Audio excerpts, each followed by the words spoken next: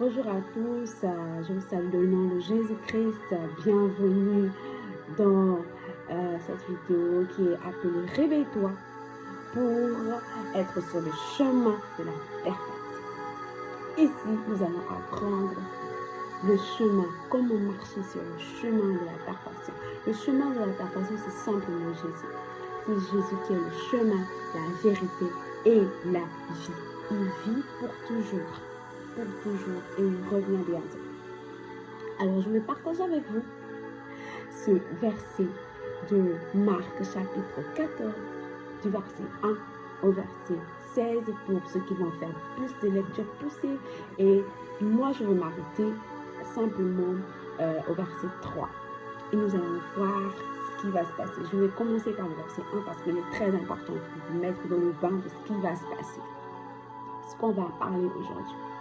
Alors, nous sommes au chapitre 14 de Marc, verset 1, qui nous dit ici que nous sommes à 2 jours de la fête de la Pâque et des pains sans levain. Alors, c'est quoi la fête des pains sans levain? Alors, pour les Israélites, la fête des pains sans levain, c'est cette fête qui consiste à attraper l'agneau et à le tuer pour le sacrifice. Pour ensuite, en fait, le manger à la Pâque, etc., faire la grande fête et tout. Donc, c'est ça. Mais ici, nous sommes avec Jésus. Ses disciples, une femme dont on ne connaît pas le nom. Alors, qu'est-ce qui va se passer? Je reviens, je le dis encore, nous sommes à 2 jours de la fête de la Pâque et des pains sans levain. Et qu'est-ce qui va se passer? Nous aurons affaire à des prêtres et à des maîtres de la loi qui sont en train de comploter contre Jésus. Et qu'est-ce que se disent? Nous allons dire. Verset 1. On était à 2 jours de la fête de la Pâque et des pains sans levain. Les chefs des prêtres et les maîtres de la loi cherchaient un moyen d'arrêter Jésus en cachette et de le mettre à mort. Les maîtres de la loi et les prêtres cherchaient Jésus à 2 jours de la fête de la Pâque et des pains sans levain. Ils cherchaient Jésus pour le mettre à mort. Comme je le disais, la fête des pains sans levain, c'est cette fête-là qui consiste à son premier jour de choisir l'agneau qui est destiné à être tué pour enlever le péché.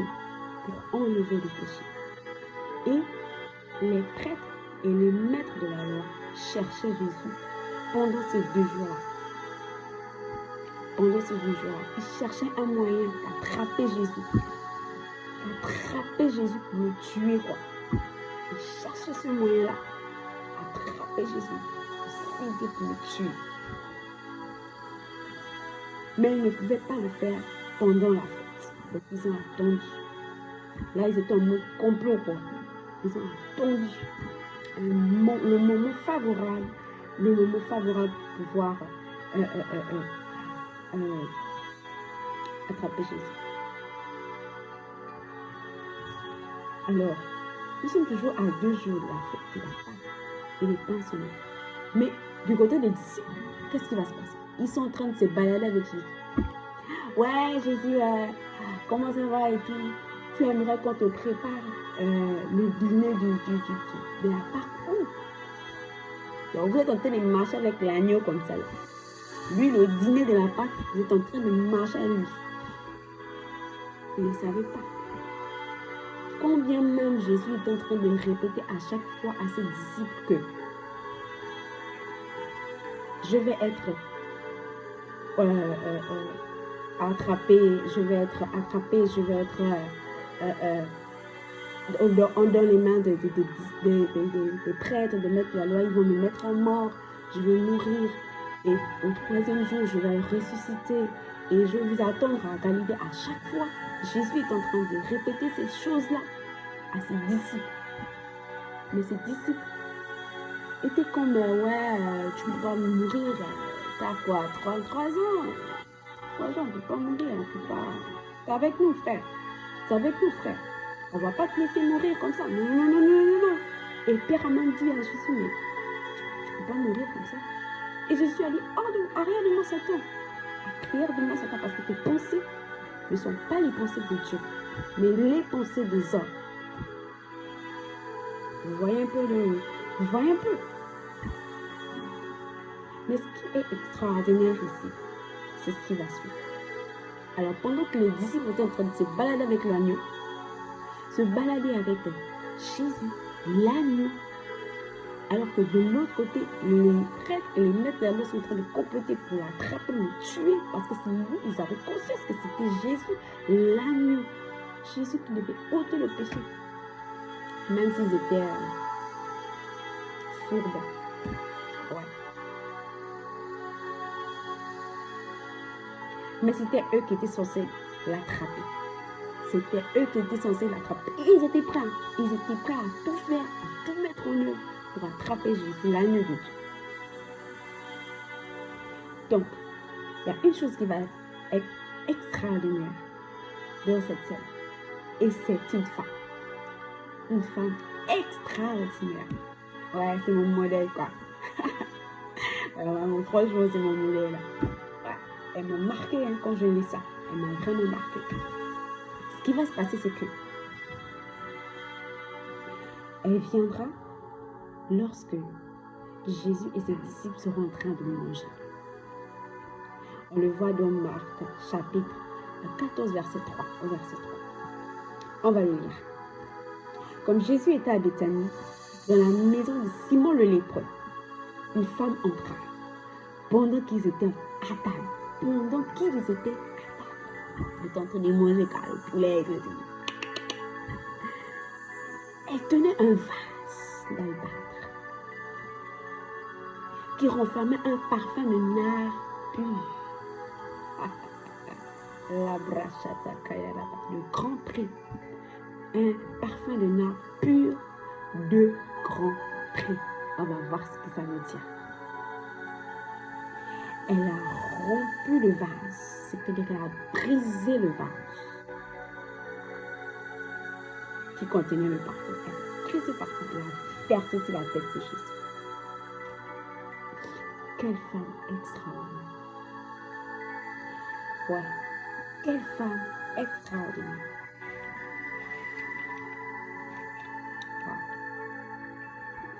Donc, alors que les disciples étaient en train de manger avec l'agneau qui était censé être tué,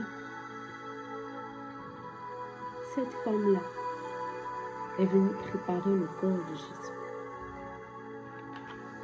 Elle est venue préparer le corps de Jésus avec son parfum de nard pur. Le parfum de nard pur. Wow. C'est extraordinaire. Cette femme, elle est extraordinaire. Elle a pris, premièrement, avant de rentrer en profondeur, je vous dis un truc, cette femme a pris la chose la plus importante, la chose la plus valeureuse de sa maison. Elle est venue, elle a brisé ça, elle a renversé le contenant sur la tête de Jésus. C'est-à-dire que la chose qui avait un grand prix à ses yeux, certainement à ce temps-là, le parfum de nard pur c'était comme de l'or en fait, car ça était immensement riche. Mais elle a décidé de déposer cela, de prendre ça, de briser cela, de l'or. Imagine un peu, tu brises ça, tu brises ta richesse. Dépose ça au pied de Jésus. Pour les mendiants, on va dire, celle-là, c'est pas ce qu'elle fait. Hein. Bah ouais, c'est pas ce que. Il y a quoi qui ne fonctionne pas? Il y a une vis qui a sauté ou quoi? Elle est devenue folle. Mais c'est quoi ça?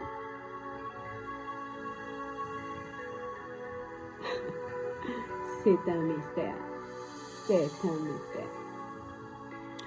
Et alors, nous allons rentrer en profondeur pour voir ce que c'est que le parfum d'albâtre. Le parfum d'albâtre, ici, ça représente Jésus. Le parfum d'albâtre, ça représente Jésus qui est l'agneau de Dieu, qui doit être brisé, qui doit être tué le premier jour de la fête des pains sans levain. Le premier jour de la fête des pains sans levain, l'agneau doit être tué pour recueillir son sang.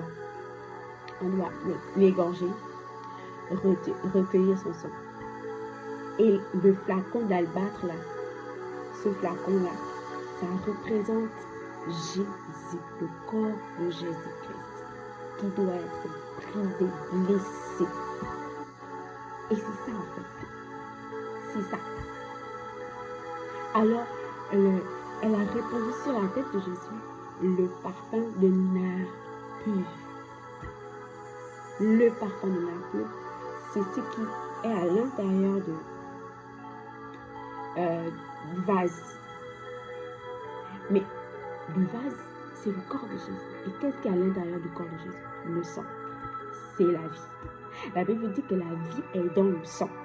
On ne doit pas manger un animal avec le sang, parce que le sang, c'est la vie. Voilà. Alors, elle a brisé ce vase. Elle a pris le parfum de nard pur. Le parfum de nard pur, ici, ça représente le sang de Jésus. Le sang de Jésus qui est pur, qui est sans défaut, qui est sans tache, ni rien de semblable. La Bible dit qu'il n'a commis aucun péché. Et il doit être prévu que ce sang-là puisse être répandu sur nous. Parce que Jésus a pris nos péchés. Il a pris ça sur nos corps. Et son sang qui est à l'intérieur de lui devait ressortir. Pour que ce sang pour que le péché qui se trouve sur le corps de Jésus, pour que nos péchés qui se trouvent sur le corps de Jésus, eh bien, ce sang, ce parfum de nard pur vient à recouvrir ça et éradiquer le péché. Tu vois un peu? Tu vois un peu? Ça, c'est la profondeur. Ça, c'est Jésus-Christ. L'agneau qui ôte le péché du monde, le péché de quiconque, le péché de n'importe qui, malade, n'importe qui, n'importe quelle nationalité. Quelle femme extraordinaire! Quelle révélation! Qu'est-ce qui s'est passé? Comment elle a su? Comment elle a su qu'il fallait prendre ce vase? Comment elle a su qu'il fallait prendre ce vase de nard pur? Qui le lui a dit? Qui? Et ce qui est extraordinaire, c'est que nous avons un Dieu dans les cieux. Un Dieu qui sait tout, qui voit tout, qui connaît tout. Le Dieu qui nous a créés. Et ce Dieu-là est le Dieu suprême. C'est ce Dieu-là qui sait. En fait, la caractéristique de Dieu, l'une des caractéristiques de Dieu, c'est quoi? C'est qu'il a la possibilité, la capacité de se cacher dans n'importe qui et dans n'importe quel élément. Le vent, l'eau, la terre, le feu. On peut le voir dans le chapitre de Genèse, lorsqu'il est venu sortir d'Égypte les enfants d'Israël. La nuit, il les conduisait par le feu. La colonne de feu, la nuit, et la colonne de nuée, le jour. Dieu, le Créateur, était caché à l'intérieur. Mon Dieu a la possibilité de se cacher. Et il s'est caché dans cette femme. À l'intérieur du cœur de cette femme, qui a été touchée profondément par la parole qu'elle a reçue de Jésus. Cette parole qui est puissante pour changer nos vies, pour changer nos destinées, pour changer qui nous sommes. Qui nous sommes, nous transformer complètement. Dieu s'est caché à l'intérieur de cette femme. À l'intérieur de cette femme. Et il a dit à cette femme, prends le parfum de nard pur qui te coûte cher. Ça représente Jésus-Christ. Le corps de Jésus-Christ. À l'intérieur, il y a eu un parfum de nard pur. Ça représente la vie de Jésus, le sang de Jésus, qui est destiné pour te laver, toi, femme, qui était pécheresse, qui était prostituée, qui vivait dans une vie bizarre, une vie bizarre, hein? Tu vis dans une vie bizarre. Non, je ne veux plus te voir là-bas. Prends ça et va, je t'indiquerai l'endroit.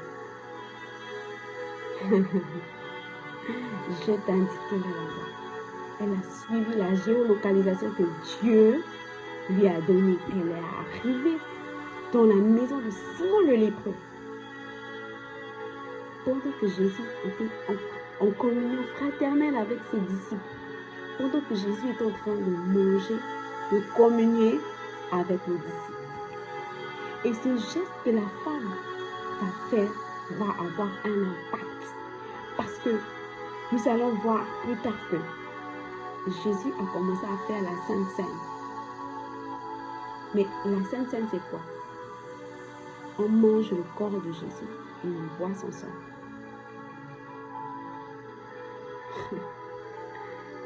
Mais avant de manger le corps de Jésus et de boire son sang, il faut que le corps de Jésus souffre. Il faut que le sang de Jésus sorte de lui et couvre nos péchés. Et c'est ce qui va se passer dans la Sainte Seine. Le sang de Jésus vient et éradique en fait tout péché en nous. Tout péché en nous, nous lave complètement. Son corps est maintenant notre corps. Nous devenons purs comme Jésus. C'est ça le pouvoir de la Sainte Seine. Cette femme n'était pas n'importe qui. Je viens te dire, toi femme qui penses que tu ne peux rien accomplir, qui ne peux rien faire de ta vie. Toi, femme qui désespère. Toi, femme qui est en train de perdre espoir. Toi, femme qui est en train d'être dans le déni. Tu es une femme forte. Tu es une femme forte. Tu es une femme forte. Comme cette femme. La Bible ne nous donne pas l'identité de cette femme. Mais Jésus et les disciples connaissaient l'identité de cette femme. Mais la Bible ne mentionne aucun nom. Ne mentionne pas son nom. Pourquoi? Parce qu'il faut qu'une femme s'identifie. Que chaque femme s'identifie en elle. En cet acte qu'elle a posé, chaque femme doit s'identifier. Chaque femme doit chercher à s'identifier, à être conduit par l'Esprit de Dieu, à marcher en suivant la géolocalisation de Dieu et en accomplissant ce que Dieu veut. C'est ça, s'identifier. Il faut que chaque femme ait la capacité de s'identifier en cette femme. Au travers de ses actions. C'était pas une femme parfaite. C'était pas une femme peut-être super spirituelle. C'était pas une femme peut-être qui avait assez d'argent, qui avait, je sais pas. Elle avait aussi ses problèmes. Elle avait ses difficultés. Ouais, mais elle a décidé de venir avec ses problèmes, avec ses capacités, avec son savoir, avec tout ce qu'elle a, et déposer cela au pied de Jésus. Parce que c'est lui le maître, c'est lui le chemin de la perfection. C'est lui qui nous conduit sur le chemin de la perfection. Nous allons voir après que lorsque cette femme a fait ce geste, il y a eu la Sainte Seine, ça vient juste après. La Sainte Seine vient juste après. Bien que les disciples ont commencé à critiquer cette femme, Jésus a dit, laissez-la tranquille. Elle a accompli pour moi. Elle l'a accompli pour moi. Elle a accompli pour moi quelque chose de beau, quelque chose d'extraordinaire. Vous ne le comprenez pas peut-être aujourd'hui, mais demain, vous allez le comprendre. Et il a commencé à ce moment-là à partager le pain, à prendre le pain qui représente son corps, à le distribuer, à prendre le sang et à le donner. Mais il ne pouvait pas faire cela. Il ne pouvait pas faire cela tant que cette femme ne pose cette action. L'action de cette femme a eu des répercussions positives sur la prochaine étape dans la mission de Jésus-Christ, notre Seigneur Jésus. Elle a préparé d'avance le corps de Jésus. Parce que après que Jésus soit mort sur la croix, aucune femme ne pouvait oindre son corps d'huile ou quoi que ce soit. Non. Cette femme-là avait déjà fait ça d'avance. Ah, c'est une femme magnifique. C'est une femme extraordinaire. Waouh. Waouh. Femme, tu es puissante. Femme, tu es extraordinaire. Femme, tu as du potentiel. Ne l'oublie jamais. Tu es capable, même si les autres te disent que tu n'es pas capable. Sache que tu l'es. Tu as les capacités. Tu as les capacités. C'est comme cette femme. Tu peux faire les choses que les autres aujourd'hui ne peuvent pas comprendre. Mais demain, ils pourront comprendre. Ils diront, ah, je comprends maintenant. Ah, alors là, waouh. Et ils viendront, ils t'appelleront. Waouh, femme de Christ. Femme, tu es capable. Ne l'oublie jamais. Après la mort de Jésus-Christ, aucune femme n'a pu mettre l'huile sur son corps. Aucune femme n'a pu mettre l'huile sur son corps. Parce que cette femme était venue d'avance préparer le corps de Jésus pour la mort et pour la résurrection. À la croix du Calvaire, Jésus a récupéré tous nos péchés, toutes nos iniquités, toutes nos maladies, toutes nos infirmités à la croix du Calvaire. Il y a eu un transfert. Et il a pris le péché sur lui. Son sang a été a coulé. Le sentiment romain là, il est venu, il a pris sa lance, il a transpercé Jésus dans le côté. Et la Bible dit que le sang a giclé. Ah, on est à une source là. On est la chute d'eau là. Tu vois un peu. Sur le peuple. Soyez bénis. Soyez bénis. Soyez remplis. Soyez purifiés. Et il a pris notre péché. Il l'a emmené au tombeau. Et il est resté là-bas pendant 3 jours. Et pendant les 3 jours là, il a pris notre péché.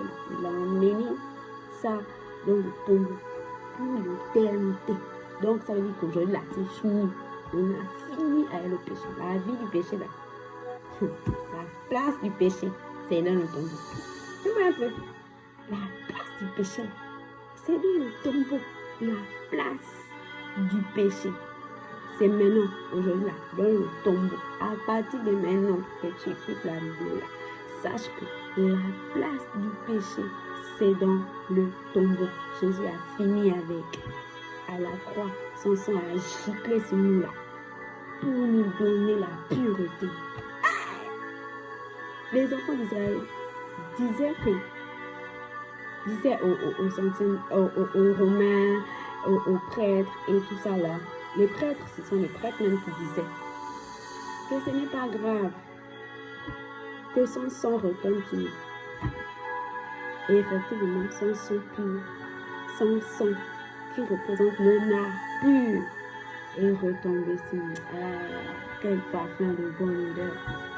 Quel parfum de bonne odeur qui retombe sur nos vies!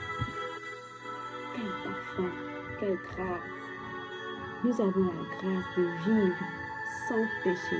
C'est possible, le péché, la place du péché, c'est un tombeau. Donc là, nous vivons seulement l'amour, la paix, la joie, la bonté, la dignité, l'œuvre de l'esprit, tout. C'est ça. Nous vivons en nouveauté de vie, nous sommes brisés. Nous n'avons plus affaire avec le péché. Le pouvoir du péché est dans le tombeau. Comme Satan a été banni du ciel là. C'est comme ça que le péché a été banni de la terre. Donc aujourd'hui là, je ne veux pas dire que oh non, je vis dans le péché et tout. C'est fort, ma chérie. Sache que tu peux vivre maintenant en nouveauté de vie, car le sang de Jésus est venu pour te laver, te purifier. La place du péché est dans le tombeau. C'est terminé. Il n'y a que Jésus qui règne, Jésus qui règne, Jésus qui règne, d'éternité en éternité, de génération en génération. Jésus règne. Wow. C'est extraordinaire ce que Jésus peut accomplir dans nos vies. Nous sommes présentement sur le chemin de la perfection. Et c'est Jésus. La Bible dit que le troisième jour, il est ressuscité. Ce qui est encore plus extraordinaire, c'est qu'il n'est même pas ressuscité seul. C'est qu'il est sorti et d'autres personnes qui croyaient en lui sont sorties.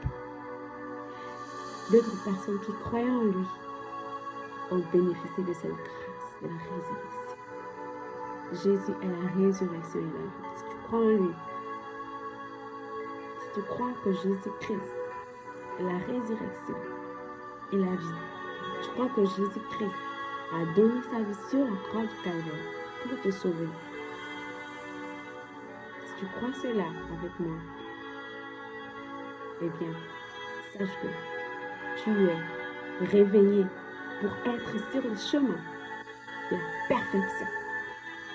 Et c'est Jésus-Christ seul qui nous perfectionne. Sois béni. Alors, je vais juste faire cette prière avec cette personne qui ne connaît pas Jésus, qui n'a jamais accepté Jésus-Christ comme son Seigneur, son Sauveur personnel. Je vais t'inviter à faire cette prière avec moi. Seigneur Jésus, je te demande pardon. Je te demande pardon pour nos péchés. Pardonne-moi. J'ai entendu ta parole ce matin qui nous a dit que tu t'es donné.